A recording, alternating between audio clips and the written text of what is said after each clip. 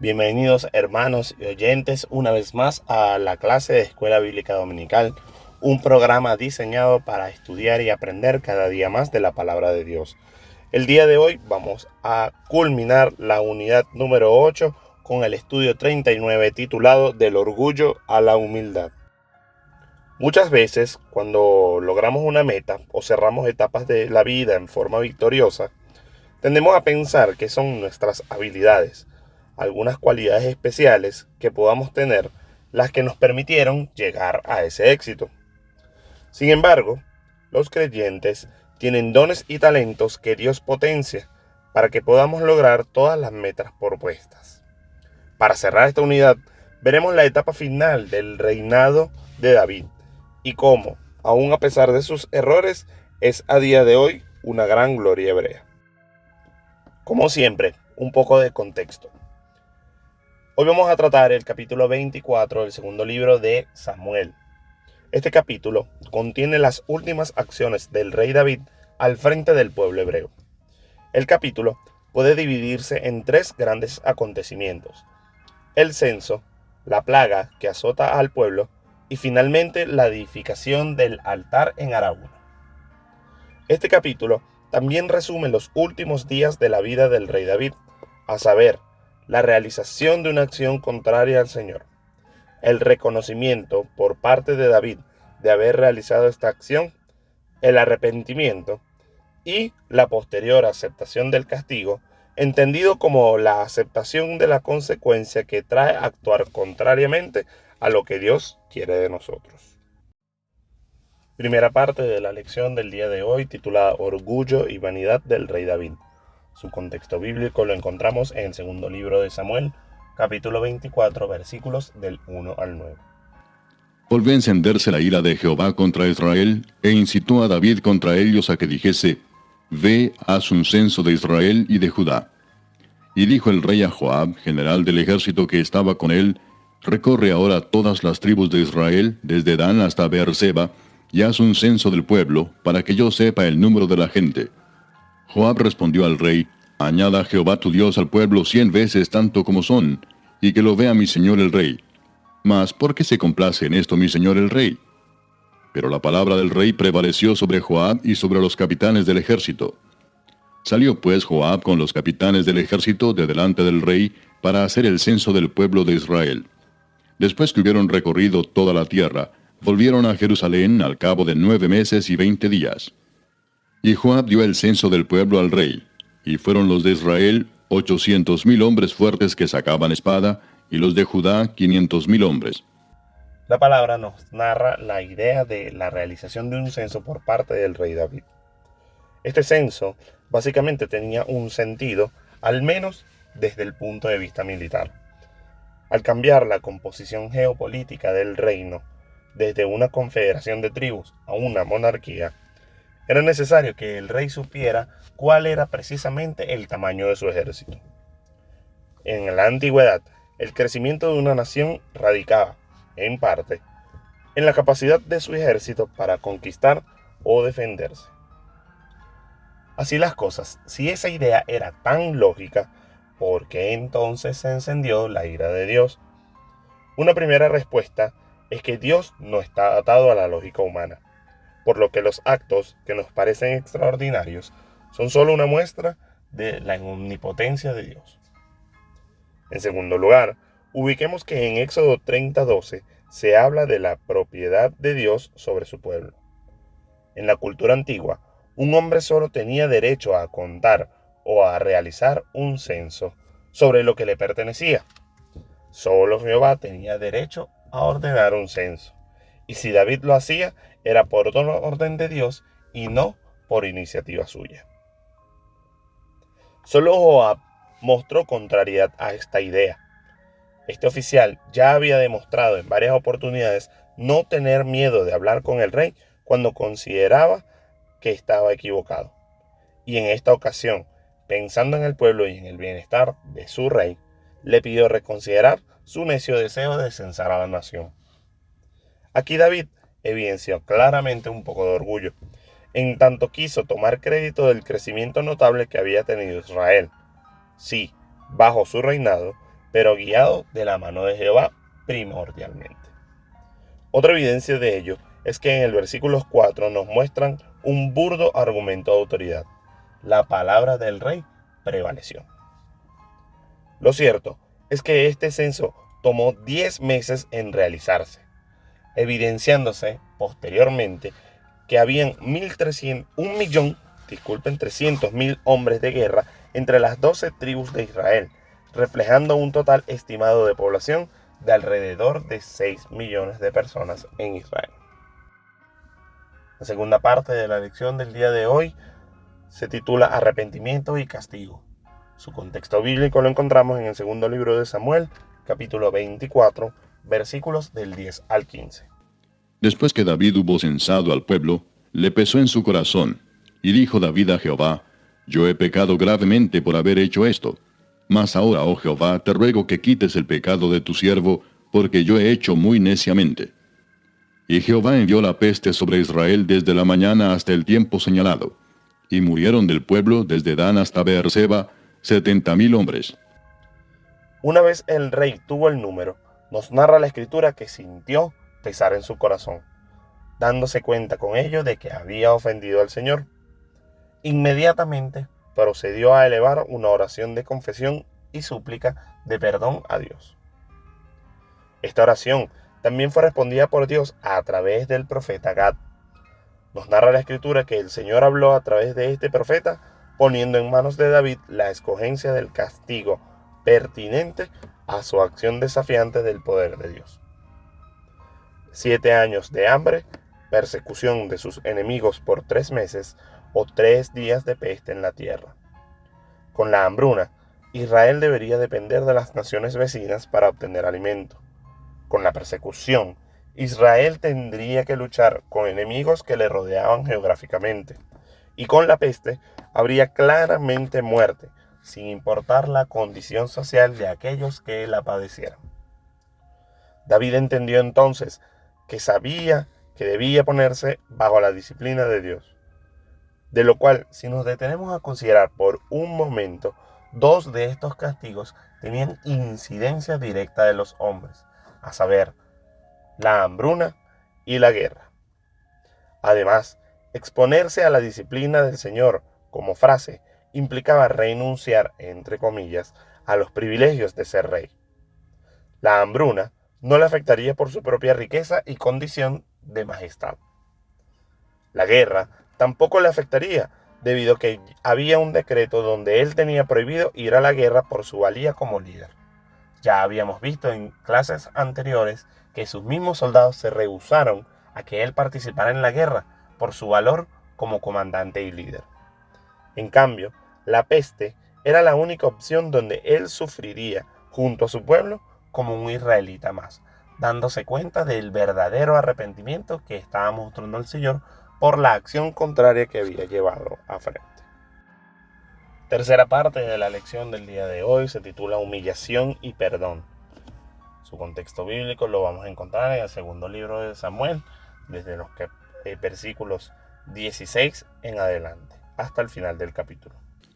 Y cuando el ángel extendió su mano sobre Jerusalén para destruirla, Jehová se arrepintió de aquel mal, y dijo al ángel que destruía al pueblo: Basta ahora, detén tu mano. Y el ángel de Jehová estaba junto a la era de Arauna Jebuseo. Y David dijo a Jehová cuando vio al ángel que destruía al pueblo: Yo pequé, yo hice la maldad. ¿Qué hicieron estas ovejas? Te ruego que tu mano se vuelva contra mí y contra la casa de mi padre. Y Gad vino a David aquel día y le dijo: Sube y levanta un altar a Jehová en la era de Arauna Jebuseo.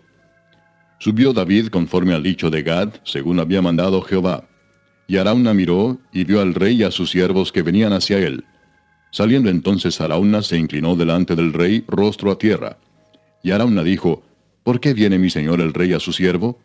Y David respondió: Para comprar de ti la era, a fin de edificar un altar a Jehová, para que cese la mortandad del pueblo. Y Arauna dijo a David: Tome y ofrezca a mi señor el rey lo que bien le pareciere. He aquí bueyes para el holocausto, y los trillos y los yugos de los bueyes para leña. Todo esto, oh rey, Arauna lo da al rey.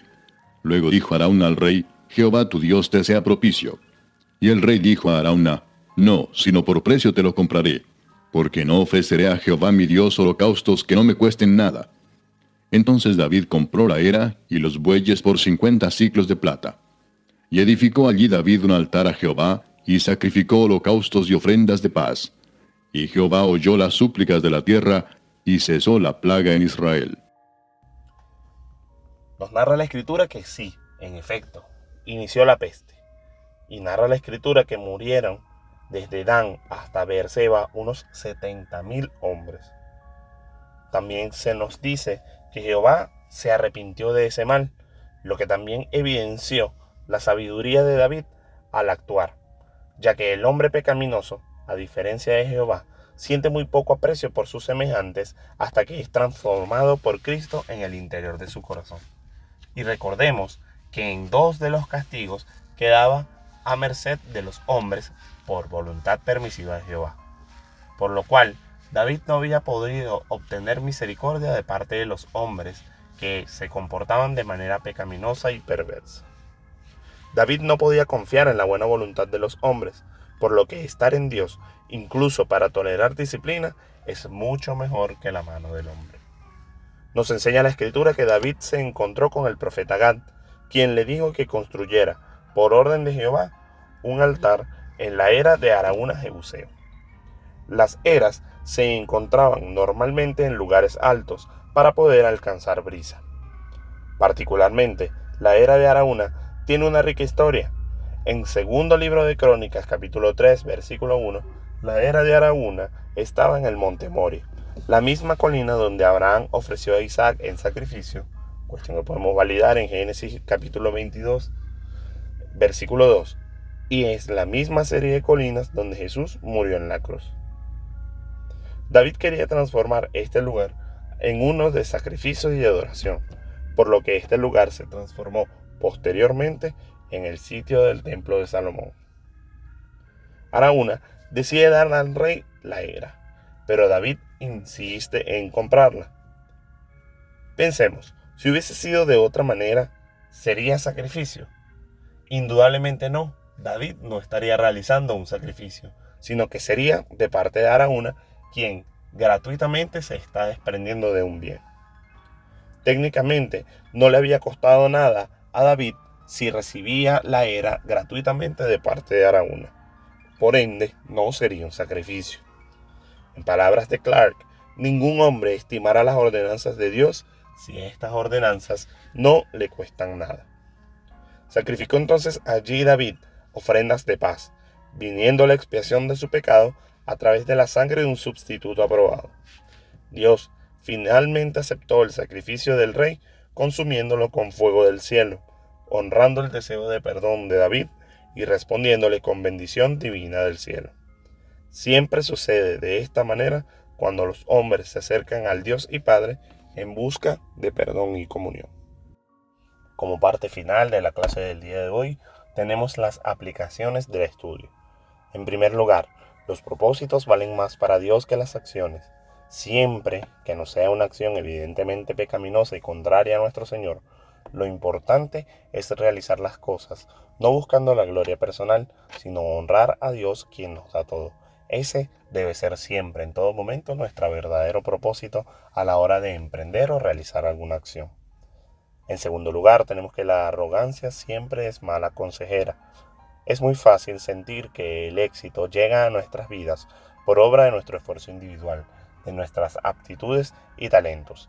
Solemos negar que otras personas han podido intervenir en este logro. Mucho más lo hacemos con Dios, quien nos da bendiciones que pasan desapercibidas. El amanecer, el respirar, tener siempre el alimento. El verdadero cristiano intenta que el Señor sea autor de los éxitos para beneficio de nuestra vida. En tercer lugar, tenemos que siempre se ha de reconocer a Dios como Señor de todo. Y cuando se dice todo, es porque su omnipotencia le hace dueño de todo. Su consejo y protección siempre serán más importantes y suficientes que nuestro pensar. Y por último, no deben imponerse absolutamente las decisiones personales. En todas las decisiones que debamos tomar, siempre es aconsejable observar y evaluar todos los ángulos de la situación. Pero para arribar a la decisión final, Siempre se debe tener presente la guía del Señor.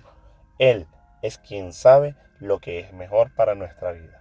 Él siempre sabrá lo que es mejor y lo que conviene en cada momento concreto. Y así finalizamos la unidad número 8 con esta clase. Para la siguiente semana, con la clase número 40, estaremos iniciando una nueva unidad. Quedan todos cordialmente invitados y sigan participando de esta escuela bíblica dominical, siempre un programa para estudiar y aprender un poco más de la palabra del Señor. Tengan un feliz día y que el Señor los bendiga grandemente en la semana.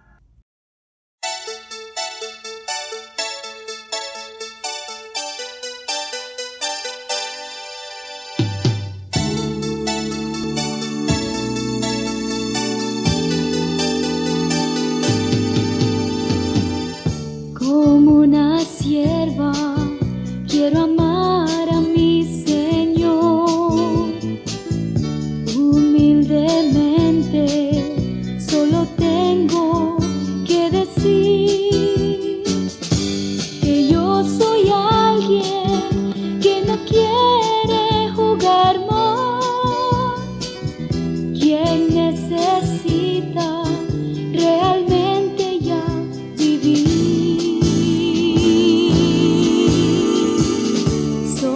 Yo estaba hasta que encontré al Señor. Me dio su mano y enseguida me escogió. Estoy esperando que me muestre la verdad, porque ya nunca el Señor me dejará. Quiero hacer tu voluntad, es difícil, yo lo sé. Estoy aquí, Señor, porque quiero usar el don que tú me diste. Por favor, úsame, soy tu sierva. Como una sierva, seguiré solo a mí. Ha habido un cambio, ahora quiero yo vivir. Estaba sola porque no quería más. Estaba ciega, Él mis ojos los abrió. Ahora yo te necesito más que nunca, mi Señor. Yo soy tu sierva.